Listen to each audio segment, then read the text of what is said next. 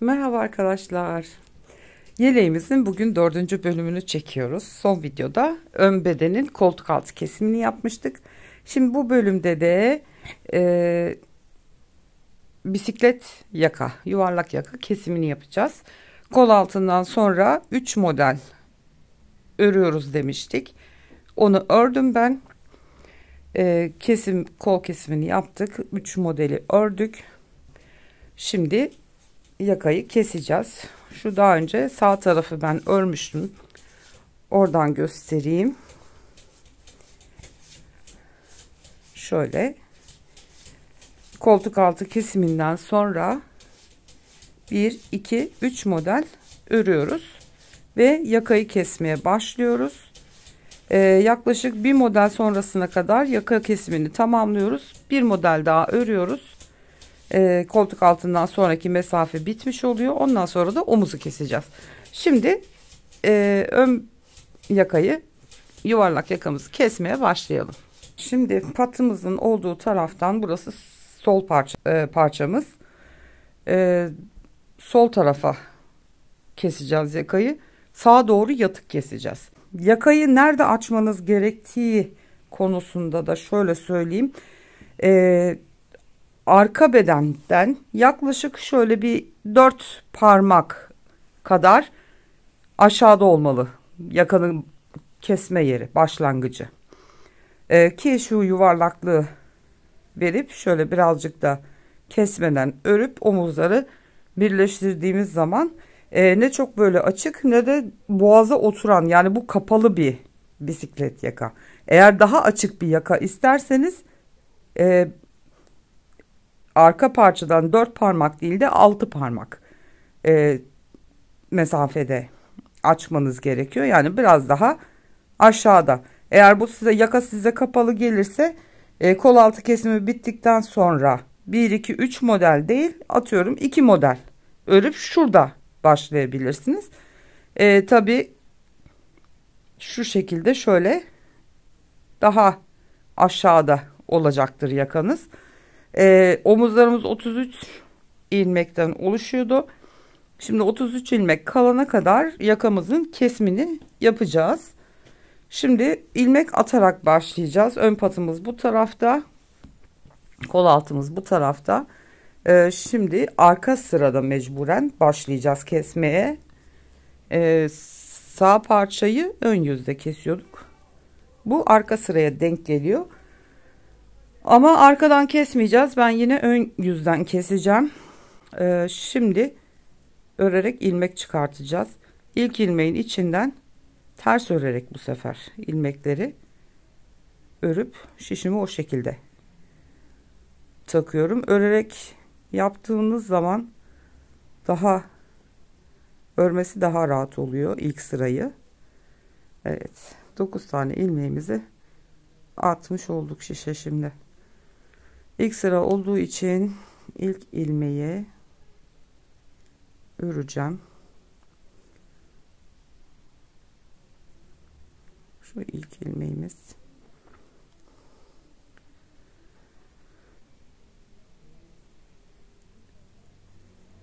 Üç, 4, 5, 6, 7, 8 ve şu da ilk ördüğümüz ilmek.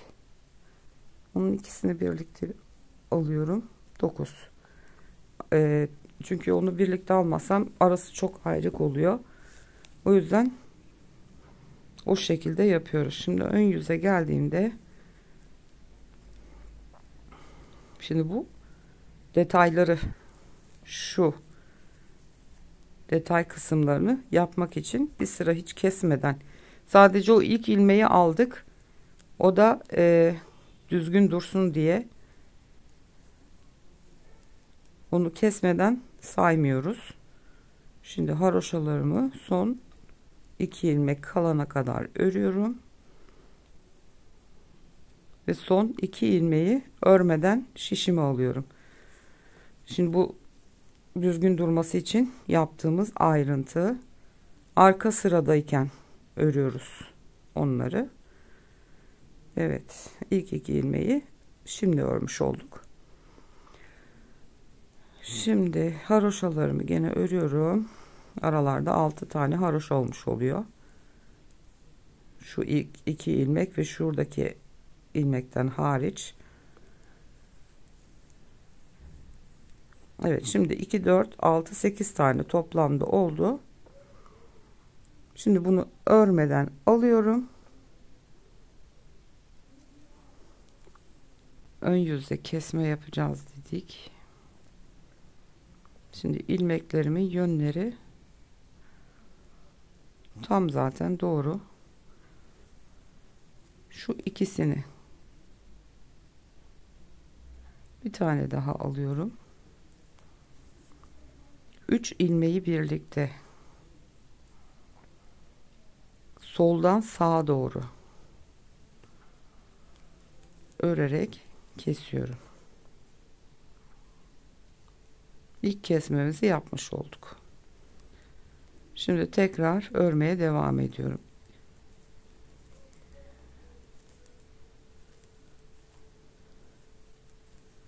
Altı tane haroşamı ördüm. Son 2 ilmeği örmeden şişimi alıyorum.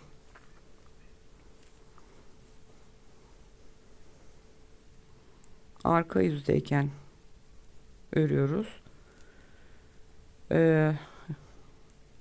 Arka kol altlarını keserken çok detaylı anlatmıştım. Bu düz yürüyen ilmekleri nasıl yaptığımızı. O yüzden burada fazla ayrıntıya girmeyeceğim.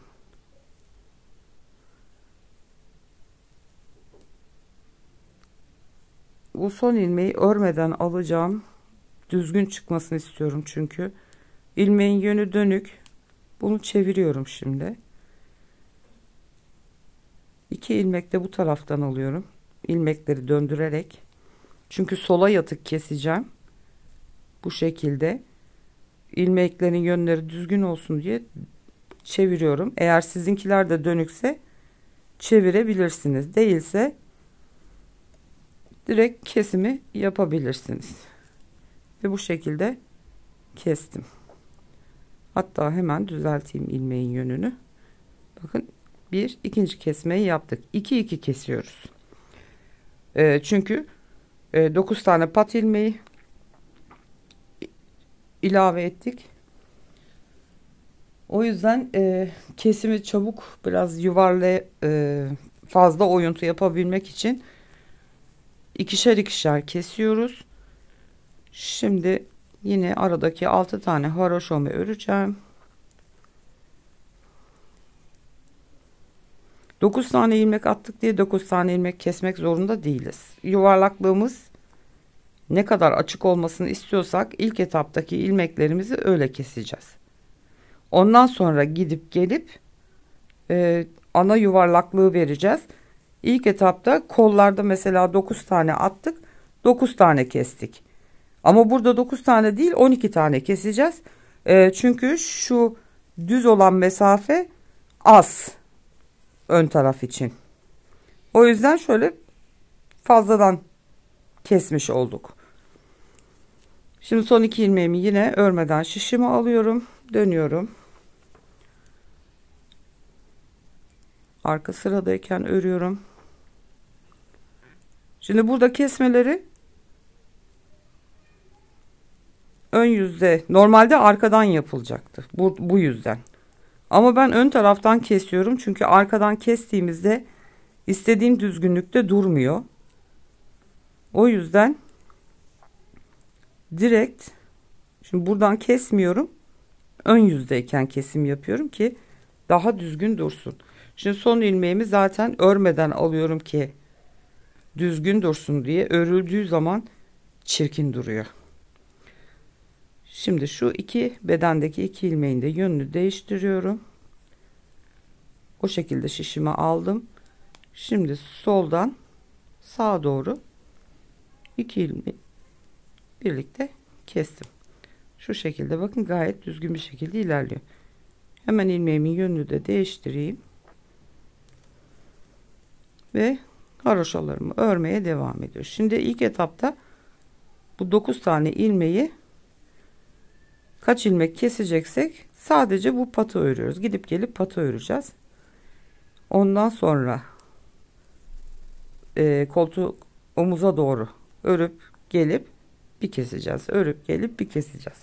İlk etapta şu ana kesmeyi yapacağız. O yüzden sürekli git gel patı öreceğiz. Evet.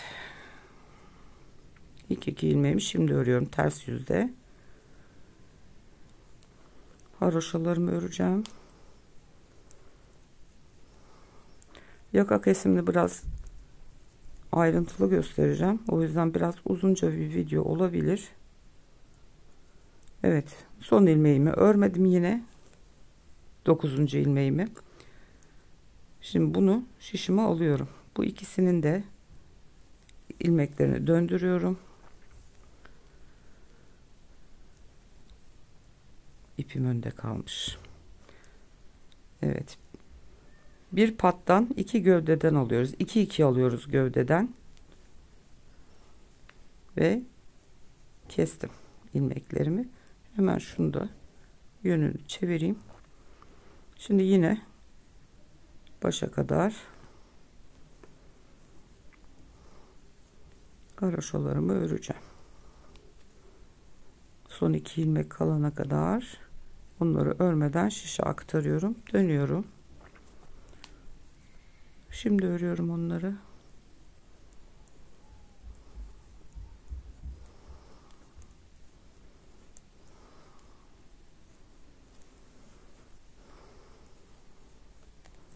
Şimdi 9 tane pat ilmeğimiz var. 2, 4, 6, 7, 8 tanesini örüyoruz. 9'uncuyu örmüyoruz. Örersek çünkü şu düzgün görüntü olmuyor. Arada böyle örülmüş yamuk bir ilmek duruyor. O yüzden ben hiç örmem bu ilmeği. Şimdi bedendeki 2 ilmeği de alıyorum. Ve hepsini bir seferde kesiyorum. Şu şekilde. Hemen şunun yönünü de değiştireyim. Yine haroşalarımı örüyorum. 7 8 ilmeği ördük. 9'uncuyu şimdi keseceğim.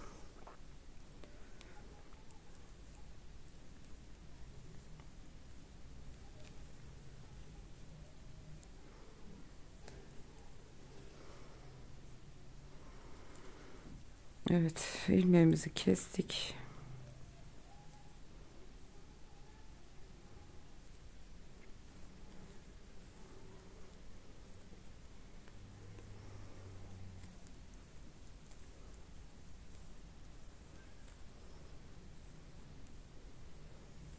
Son 2 ilmeği örmedim. Tekrar dönüyorum.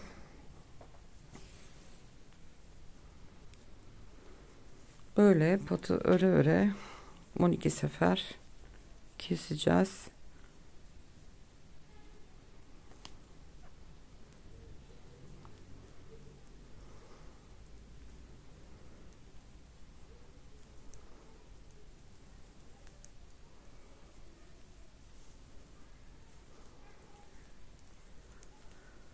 Evet, 8 ilmeğimi ördüm.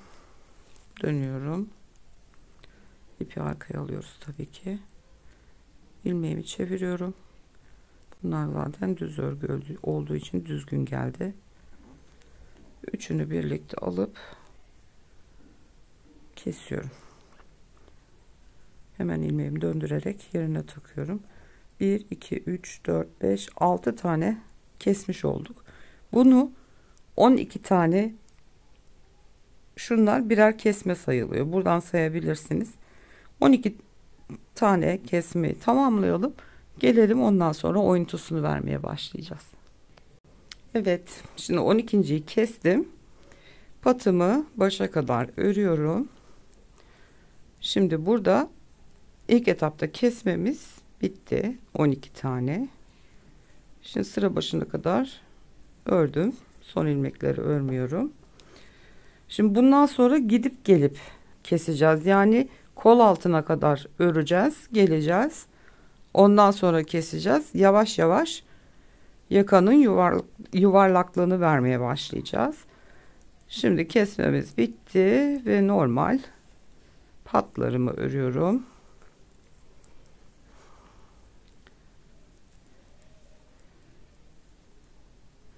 Şimdi bu düz olan ilmek, bunu örmeden alıyorum ve devam ediyorum. Şimdi bu iki model arasında iki sıra düz örgümüz vardı. Oraya denk geldi. O yüzden arka yüzden ters bir şekilde sıra başına kadar öreceğim. Geri dönerken de modeli devam ettirerek geleceğim. Şöyle göstereyim hemen. Şöyle. İlk etapta patın ilmek sayısından biraz fazlasını kestik. Normalde kol altlarında yaptığımızda 9 ilmek attıysak 9 kesme yapıyoruz.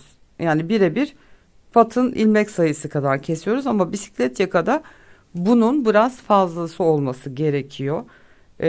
Çünkü yakanın açıklığını, oyuntusunu bundan sonra yapacağımız için ilk etapta hani çok dar bir ilmek kesimi olmasın diye 12 ilmek kestim.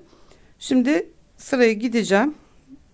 Gelirken modelin yerlerini değiştirip yeni modeli kurarak geleceğim.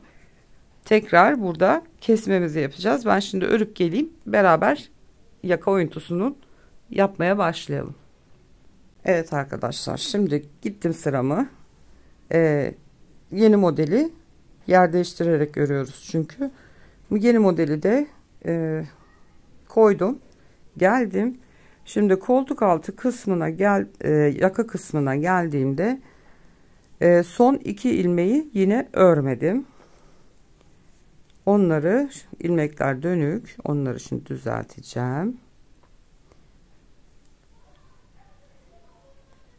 Bu ilmeğim düzgün. Şimdi ilk seferinde yine 2 ilmek keseceğiz. Bir kere gittik geldik. Şu yuvarlaklık belirginleşsin diye ilk ilmeği, ilk yuvarlak kısmı verirken 2 ilmek keseceğim. Ondan sonra bir devam edeceğiz. İlk etapta bir yuvarlaklık belirgin olsun diye hemen 2 tane ilmeği kesiyorum.